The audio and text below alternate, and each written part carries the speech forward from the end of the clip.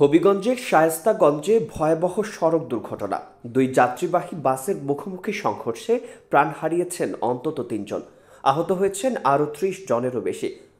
দুর্ঘটনাটি ঘটে মঙ্গলবার দুপুরে ঢাকা সিলেট মহাসড়কের শায়েস্তাগঞ্জের কদমতলী এলাকায়। প্রত্যক্ষদর্শীদের মতে, কুমিল্লাগামী রেল কোচ পরিবহনের একটি বাসের সঙ্গে বিপরীত দিক থেকে আসা সিলেটগামী এনা পরিবহনের বাসের মুখোমুখি সংঘর্ষ হয়। দুর্ঘটনাটি ঘটে রয়্যাল কোচ ছিল কুমিল্লাগামী এবং এনা হলো সিলেটগামী ছিল, ওরা দুটা গাড়ির মুখোমুখি সংঘর্ষ হয়েছে।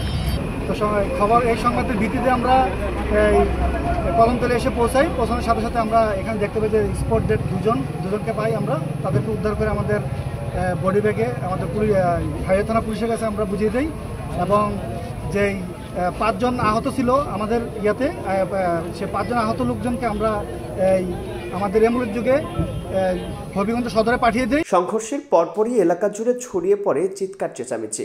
স্থানীয়রা, হাইওয়ে পুলিশ, সেনাবাহিনী ও ফায়ার সার্ভিসের সদস্যরা দ্রুত ঘটনাস্থলে পৌঁছে উদ্ধার তৎপরতা চালান। আহতদের হবিগঞ্জ সদর আধুনিক হাসপাতালে পাঠানো হয়। সেখানে চিকিৎসাধীন অবস্থায় আরও একজনের মৃত্যু হয়। গুরুতর আহত 10 জনকে ভর্তি রেখে চিকিৎসা দেওয়া হচ্ছে।